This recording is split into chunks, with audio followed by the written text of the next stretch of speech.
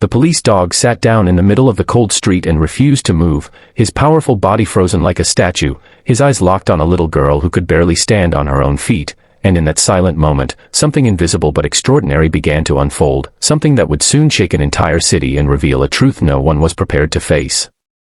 Winter had wrapped the neighborhood in a pale, unforgiving stillness, the kind that made every breath visible and every sound feel sharper. The little girl stood near the iron gate of a school playground, bundled in a worn green coat that looked slightly too big for a small frame, a red wool cap pulled low over her ears. Her hands trembled, not just from the cold, but from the effort it took to remain upright.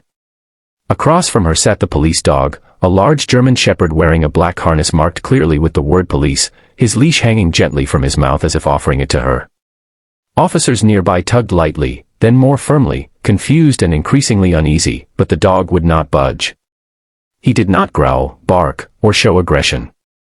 He simply waited, calm and resolute, eyes full of focus and something that looked strangely like recognition. Moments earlier, the scene had been ordinary. The police unit had been dispatched to patrol the area after reports of vandalism. Children had already left for the day, the sidewalks mostly empty. The girl had been walking slowly along the fence line, each step deliberate and painful, her body leaning slightly forward as if gravity itself were an enemy she had to fight. When the police dog noticed her, everything changed. He slowed, then stopped completely, pulling his handler off balance before lowering himself into a seated position directly in front of her. No command could move him. No signal broke his concentration. It was as if an invisible line connected them, one that no one else could see. If you believe in kindness, in second chances, and in the idea that compassion can come from the most unexpected places, take a moment right now to like this video, share it with someone who needs hope, leave a comment, and subscribe to the channel, because stories like this remind us that humanity sometimes speaks without words. The girl's name was Emily, and at just 7 years old, her life had already been shaped by challenges most adults would struggle to endure. A rare neurological condition had stolen the natural ease of movement from her body. Walking was not instinctive for her, it was a daily battle that demanded intense concentration, balance, and strength. Months of therapy had taught her how to place one foot in front of the other, but fear still lingered in every step. Falls were common. Pain was constant. And confidence was fragile. That afternoon, she had insisted on walking home alone from the corner where her mother usually met her, wanting to prove to herself that she could do it. It was a short distance, but to Emily, it felt like a mountain. As she stood there facing the police dog, her breath came out in small white clouds, her eyes wide but not afraid. Something about him felt familiar, comforting, as if she had known him long before that day. The officers exchanged uneasy glances, worried about protocol, about time, about control. A crowd began to gather, drawn by the unusual stillness of a trained police dog refusing commands. Phones came out. Whispers spread. But no one interrupted what was happening between the child and the animal. Slowly, with visible effort, Emily lifted her hand and reached for the leash. Her fingers curled around it, uncertain at first, then tighter. The dog did not move. He waited. She shifted her weight, grimacing slightly, then took one small step forward. The dog rose smoothly, matching her pace without pulling, without rushing. Step by step, inch by inch, they moved together. The sidewalk became silent, the city holding its breath. Each movement felt monumental, as if the world itself were watching a miracle unfold in real time. What no one there knew was that this was not the first time the police dog had done something like this. Years earlier, before his formal training, he had been part of a therapy program working with children who had mobility challenges.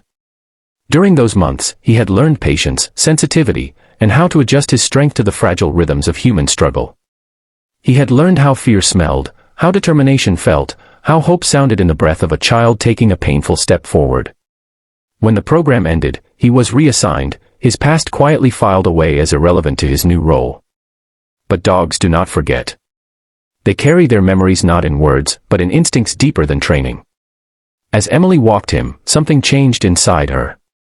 The shaking lessened. Her posture straightened. Her steps, though still slow, became more confident. The dog stayed perfectly aligned with her, his head slightly turned toward her, attentive to every shift in balance. To Emily, he was not a police dog or a symbol of authority. He was an anchor. A silent promise that she was not alone in this fight. News spread quickly. By evening, the image of the girl and the dog had traveled across social media, sparking curiosity, confusion, and emotion. People wanted to know why the dog had disobeyed orders. Some demanded disciplinary action. Others sensed that something deeper was at work. The police department launched a quiet internal review, digging into training records, handler notes, anything that could explain the behavior. That was when they uncovered the truth about the dog's past, the therapy sessions, the children he had once helped learn how to trust their own bodies again. When the story became public, it struck a nerve. Parents of children with disabilities saw themselves in Emily's struggle. Therapists recognized the power of nonverbal support. Even hardened officers admitted that they had witnessed something that training manuals could never teach. The dog had not refused to leave out of stubbornness. He had stayed because he understood that walking was not just movement for that child, it was courage. Emily's life began to change in the weeks that followed. Inspired by that day, her therapy sessions took on new meaning. She no longer saw walking as a punishment or a reminder of what she lacked. She saw it as a journey, one step at a time, sometimes with help, sometimes alone, but always forward. The police department arranged supervised visits with the dog, allowing him to be part of her rehabilitation. Each time, her progress improved. Her steps grew steadier. Her fear softened into determination. The city changed too. Donations poured into local therapy programs. Schools introduced new inclusivity initiatives. People spoke more openly about invisible struggles and the quiet heroes that help carry others through them. All because one dog listened to something deeper than commands, and one little girl dared to take a step when it would have been easier to stop.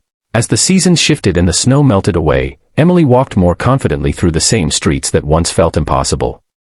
She still stumbled sometimes. She still had hard days.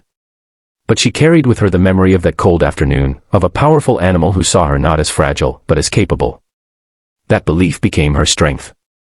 If this story is touching your heart right now, if you feel that quiet ache of hope mixed with emotion, please take a moment to like the video, share it with someone who needs encouragement, and subscribe to the channel. Your support helps keep stories like this alive.